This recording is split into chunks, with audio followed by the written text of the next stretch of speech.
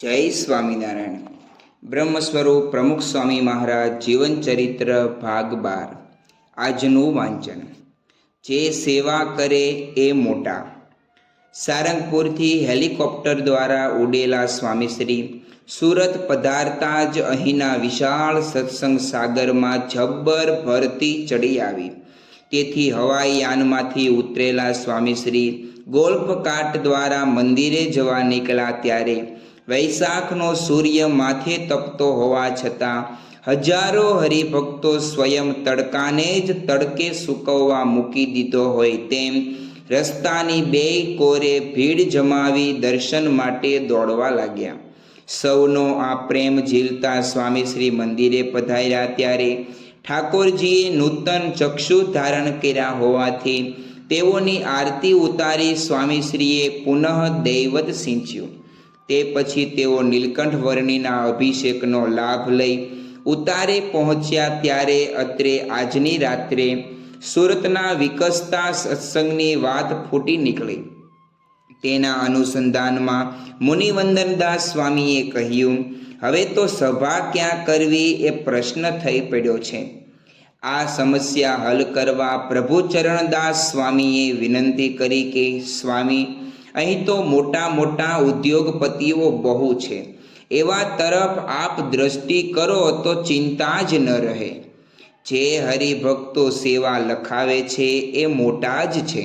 સ્વામીશ્રી બોલ્યા. મોટપના આ માપદંડ સાથે તેઓ તારીખ 8/5ની રવિ સભામાં પધાર્યા ત્યારે 35,000થી વધુ ભક્તોનો મહેરામણ હળુડી ઉઠ્યો. તેની વચ્ચે માગ કાઢતા સ્વામીશ્રી મંચ પર ગોઠવેલા સભાસન તરફ જઈ રહેલા ત્યારે વક્તવ્ય આપતા એક સંત બોલ્યા, અત્યાર સુધી દિલ્હીના અક્ષરધામમાં 2.5 લાખ જેટલા દર્શનાર્થી આવી ગયા. 2.5 લાખ નહીં, 2.5 કરોડ. સ્વામીશ્રીએ તરત ક્ષતિ સુધારી આપી. શ્રવણની આ એકાગ્રતા સાથે કથા લાભ લઈ તેઓએ છેલ્લા 2.25 વર્ષથી પોતાની અમૃતધારાના આચમન માટે તરસતા સુરતી ભક્તોને સાતા પમાડતા કહ્યું, સુરત મંડળના તમામ હરિભક્તો સંતોની પણ જય. યોગીજી મહારાજની આજ્ઞા છે કે દર રવિવારે સભા કરવી. તેણે સુરતમાં આજે વિરાટ સ્વરૂપ ધારણ કર્યું છે. સુરતનો પ્રેમ, ભક્તિ અને ધગસ જોઈને બહુ આનંદ થયો છે. ભગવાનને સંતને માટે શું ન થાય એવો આ સુરતનો પ્રેમ છે, ભક્તિ છે. અત્યારે બધા સત્સંગ કરી રહ્યા છે, છતાં હજુ ઘણું કરવાનું છે. હીરાની મંદી આવી ગઈ, પણ સર્વની ભક્તિ હતી તો પાછો રંગ આવી ગયો છે. એટલે એવું તો થયા જ કરશે, પણ સત્સંગ બરાબર જીવમાં રાખવો. ઋણ તમારું મસ્તક ધરીએ. તારીખ 10/5ની સવારે આવેલા લબ્ધ પ્રતિષ્ઠ તબીબ શ્રી ચિંતનભાઈ પટેલે સ્વામીશ્રીનો આભાર માનતા કહ્યું, મારે એક હાથ અને એક પગ નથી. 15 વર્ષ પહેલાં જ્યારે આ પરિસ્થિતિનું નિર્માણ થયું ત્યારે હું નાસીપાસ થઈ ગયેલો, પરંતુ આપે એવા આશીર્વાદ આપ્યા કે આજે હું ડૉક્ટર છું અને સિવિલ હોસ્પિટલમાં સેવા આપું છું. સ્વામીશ્રીના સાનિધ્યમાં ઋણાભિવ્યક્તિના આવા સૂર સદાયે સાંભળવા મળતા, કારણ કે તેઓ પાસે આવતા એક એક પત્ર કે પુરુષ કૃતજ્ઞતાની લાગણીથી નીતરતા જણાતા. આ ક્રમમાં આવેલા એક મુમુક્ષુ શ્રી કીર્તનભાઈ વણજારાએ 16 વર્ષ પૂર્વે પોતાના સંબંધીના કહેવાથી સ્વામીશ્રીને પત્ર લખી પૂછાવેલું, અહીં રહું કે અમેરિકા જાઓ? આ પૂછપરછ કરનારા તેઓ સ્વામીશ્રીથી પરિચિત નહોતા, છતાં તેઓને સ્વામીશ્રીએ રસ લઈ માર્ગદર્શન આપેલું. તેનું મીઠું ફળ ચાખનારા એ મુરબ્બી આજે 16 વર્ષ બાદ સ્વામીશ્રી પ્રત્યે કૃતજ્ઞ ભાવ વ્યક્ત કરવા દોડી આવેલા અને કહેલું, આપે જે નિર્ણય આપ્યો હતો એ મુજબ અહીં રહેવાથી વધારે સુખી છું. આ જ રીતે બેંક ઓફ ઇન્ડિયાના ચેરમેન શ્રી આલોક મિશ્રા પણ સ્વામીશ્રીને કહી ગયેલા કે ગયા વખતે હું આપની પાસે મૂંઝવણ લઈને આવ્યો હતો.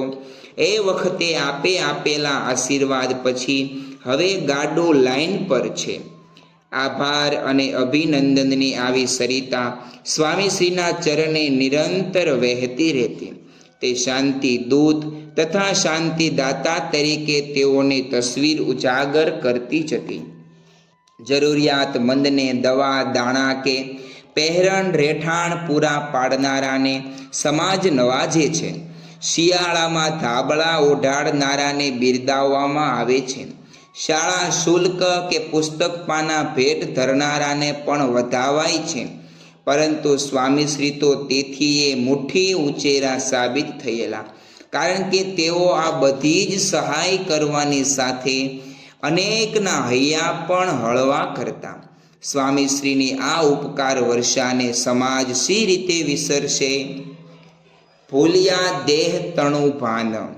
તારીખ 11/5ની રાત્રે અમેરિકાથી આવેલા ફોનમાં રાજપુરવાસી હરિભક્ત શ્રી બળદેવભાઈએ પૂછ્યું કે બાપા, તબિયત કેમ છે? સુરત આવ્યા છીએ. અશક્તિ છે, પણ કંઈ વાંધો નથી, શરીર ચાલે છે. સ્વામીશ્રીનો આ ખુલાસો ચોંકાવનારો હતો, કારણ કે તેઓ અશક્તિમાં જ રોજના 150-200 મુલાકાતીઓને મળતા હતા. 50 પત્રોના જવાબ આપતા હતા. લગભગ એટલા જ ફોનની ઘંટડીઓ અને તે વગાડનારાના અંતરની અશાંતિને શાંત કરતા હતા. એની વચ્ચે રોજની 4-5 મિટિંગો આટોપતા. રોજ મંદિર દર્શન અને સભામાં આગમનનો ક્રમ પણ અતૂટ રાખતા. સવારે 6 વાગ્યે જાગી ગયેલા સ્વામીશ્રી છેક 9 વાગ્યાની આસપાસ મુખમાં જલકણ મૂકતા. શક્તિમાન પણ થાકીને ઢગલો થઈ રહે એટલું તો તેઓ અશક્ત શરીરે કરતા.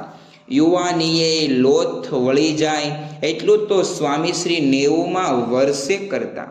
ખરેખર લોક કલ્યાણ માટે તેઓ દેહનું ભાન ભૂલીને જ મંડેલા.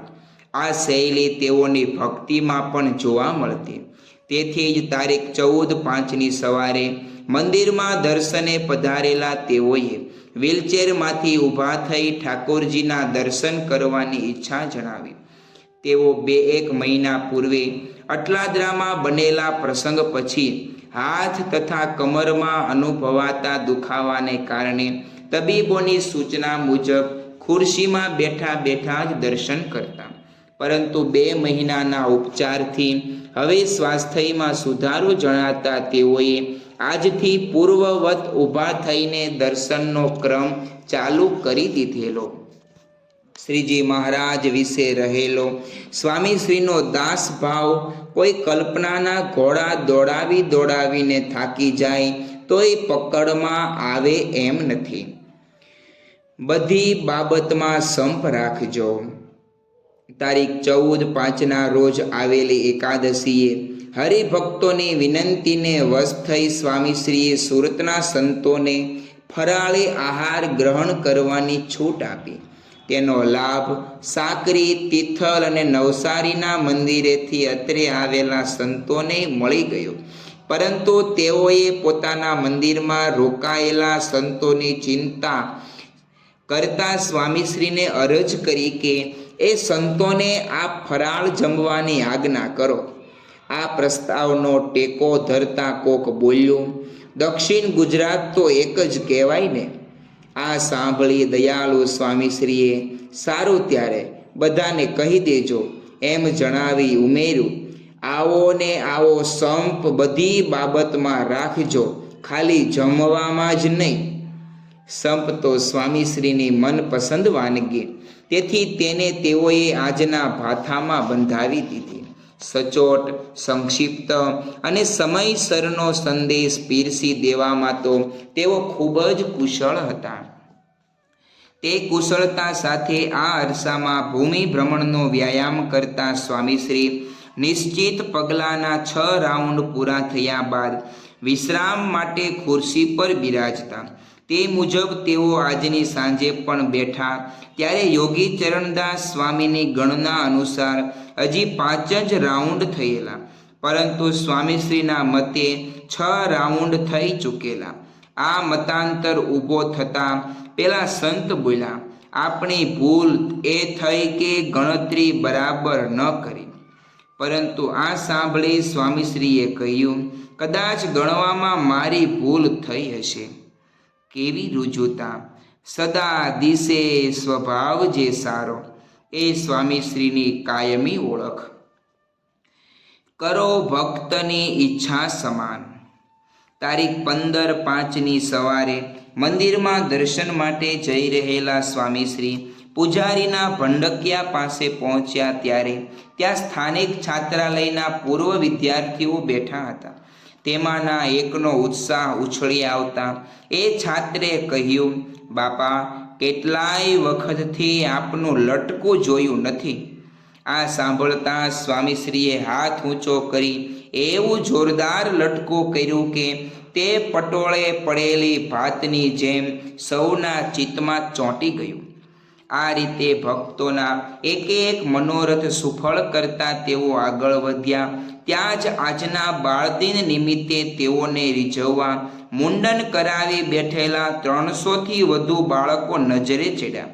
ભૂલકાઓનો આ દાખલો સ્વામીશ્રીએ તાળી વગાડી બિરદાવતા ગેલમાં આવી ગયેલા એ શિશુઓની એક એક પ્રસ્તુતિ વિશેષ વેગથી ફૂલવા ફાલવા માંડી. એ રજૂઆતના રૂપરંગ આજની રવિ સભામાં તો 16 કળાએ ખીલી ઉઠ્યા. તે જોઈ પ્રસન્ન થયેલા સ્વામીશ્રીએ અમૃતધારા વરસાવતા કહ્યું, વ્યવહારમાં મોટા પુરુષની આજ્ઞાનું બરાબર પાલન કરીશું તો આપણે સર્વ પ્રકારે સુખી થવાશે. જોગી મહારાજે હજારો વર્ષ સુધી ઘણાનું સારું થાય એટલા માટે નિયમ આપ્યો છે કે ઘર સભા કરો. ઘરમાં સાંજે વાળું પાણી કરી 5 જણા બેસીને વચનામૃત વાતો વાંચો તો એમાંથી કંઈક શબ્દ લાગી જાય. એક તણખો લાગી જાય તો અગ્નિ પ્રગટ થઈ જાય. સાચા દિલથી ભજન કરીશું તો ભગવાન દયા કરશે. આપણે સત્સંગી થયા છીએ તો ઘર સભા કરવી, મંદિરમાં જવું, સભા ભરવી એવો આદેશ છે. આપણી મેળે કરીએ તો કાંઈ થાય નહીં.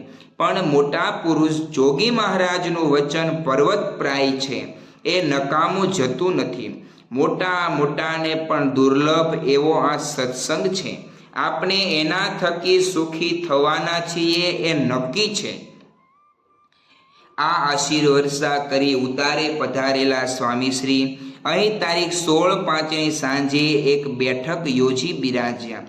તેના અંતિમ ચરણ વખતે જ ઓરડામાં પ્રવેશેલા સેવકે પૂછ્યું, પૂરું થયું? હા, બધું પૂરું થઈ ગયું. મીટિંગમાં સામેલ એક સંત જ્યાં આમ બોલ્યા ત્યાં જ હસતા હસતા સ્વામીશ્રીએ કહ્યું, આ પૂરું થવાનું જ નથી. આજે પત્યો ને કાલે નવું. પૃથ્વીનું તળ રહેશે ત્યાં સુધી સેવાના કામ પૂરા નહીં થાય. પણ આશ્ચર્ય તો એ છે કે આપ થાકતા જ નથી. એક સંતના આ અહોભાવ પર છોગું ચડાવતા અંતેવાસીએ સ્વામીશ્રીને જણાવ્યું, ખરેખરું આશ્ચર્ય તો એ છે કે 90 વર્ષની ઉંમરે આપ અર્જુનના ત્રાજવાની જેમ બધું બેલેન્સ કરીને સંસ્થા ચલાવો છો.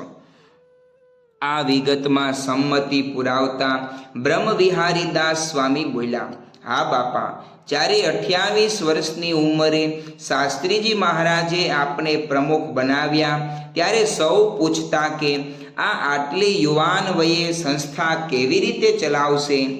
અને અત્યારે સૌ પૂછે છે કે 90મા વર્ષે સ્વામીશ્રી આટલી મોટી સંસ્થા કેવી રીતે ચલાવે છે? પ્રશ્ન એ જ રહ્યો, પણ ટોન બદલાયો. આપણે ક્યાં સંસ્થા ચલાવીએ છીએ? શ્રીજી મહારાજ, શાસ્ત્રીજી મહારાજ, યોગીજી મહારાજ ચલાવે છે, સ્વામીશ્રીએ જણાવ્યું. તેઓના તો સૂર અને સ્વર બેય એક જ રહ્યા. પ્રમુખ પદ સ્વીકારતી વખતે જોવા મળેલી સ્વામીશ્રીની નમ્રતા 60 વર્ષ પછીએ એવી ને એવી જ જળવાયેલી. શ્રી સ્વામિનારાયણ ભગવાનની જય. આવતીકાલનું વાંચન આવતીકાલે કરીશું. ત્યાં સુધી સર્વે હરિભક્તોને જય સ્વામિનારાયણ.